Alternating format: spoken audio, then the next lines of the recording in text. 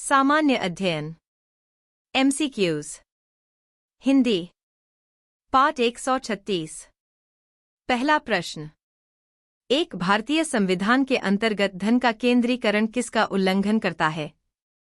ए. समता का अधिकार।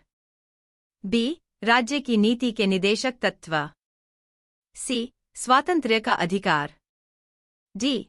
कल्याण की अवधारणा। इस प्रश्न का उत्तर है बी।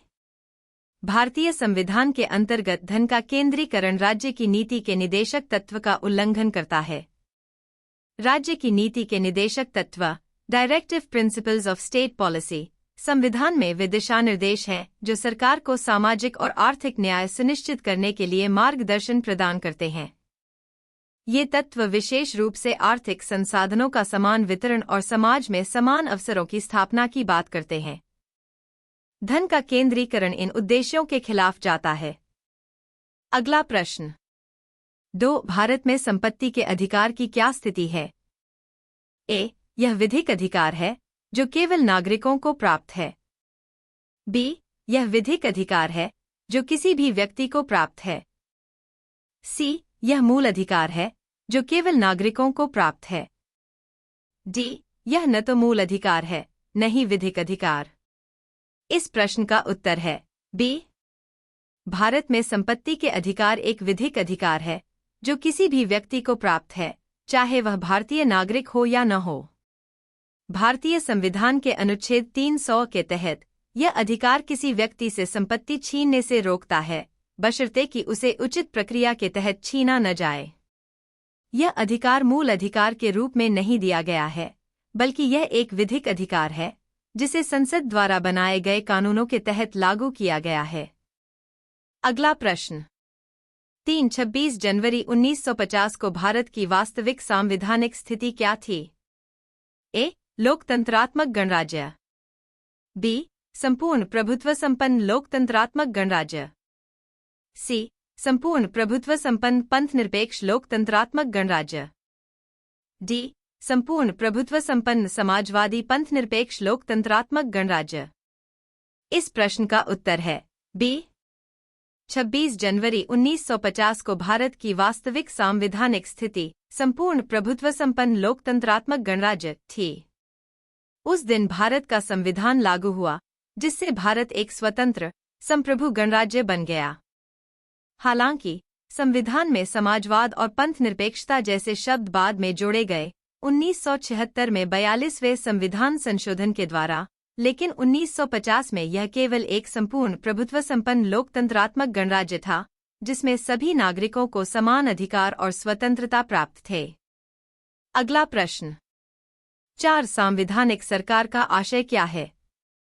ए. किसी राष्ट्र की परिसंघीय संरचना वाली एक प्रतिनिधि सरकार। बी. कोई सरकार जिसके प्रमुख के पास नाममात्र की शक्तियां हो। सी. कोई सरकार जिसके प्रमुख के पास वास्तविक शक्तियां हो। डी. कोई सरकार जो संविधान की सीमाओं से परिबद्ध हो। इस प्रश्न का उत्तर है डी। संवैधानिक सरकार का आशय कोई सरकार जो संविधान की सीमाओं से परिबद्ध हो है। इसका मतलब है कि सरकार का संचालन संविधान द्वारा निर्धारित नियमों और सिद्धांतों के अनुसार होता है। इस प्रकार की सरकार में शक्तियों का विभाजन और नियंत्रण होता है ताकि कोई भी शाखा या व्यक्ति संविधान से बाहर जाकर अपनी शक्तियों का दुरुपयोग न कर सके। यह सुनिश्चित करता है कि सरकार अपने कर्तव्यों को संविधान के भीतर रहकर निभाए। अगला प्रश्न।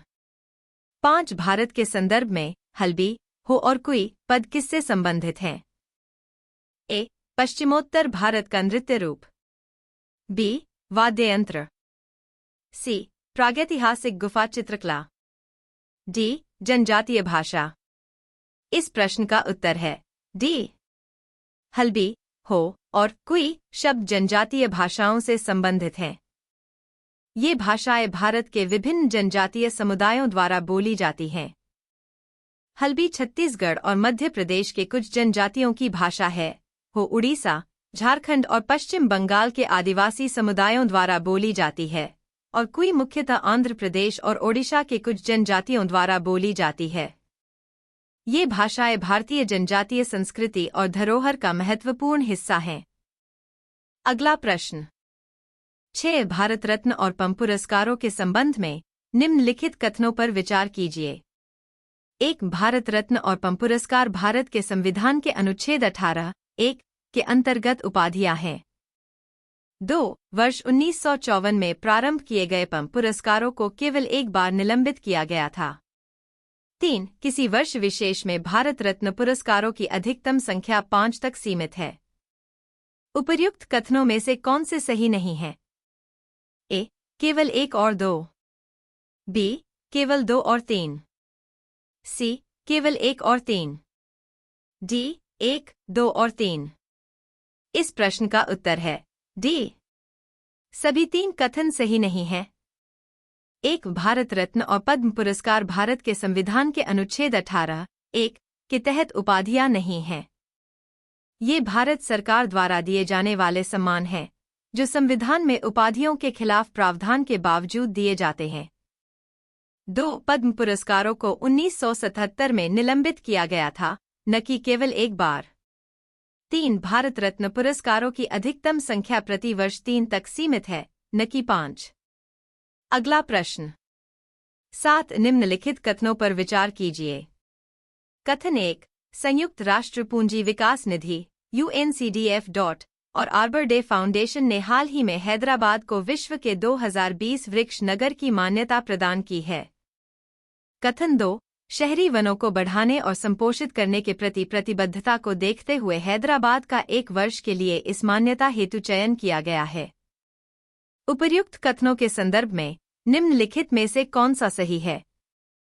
ए कथन 1 और कथन 2 दोनों सही हैं और कथन 2 कथन 1 की सही व्याख्या है।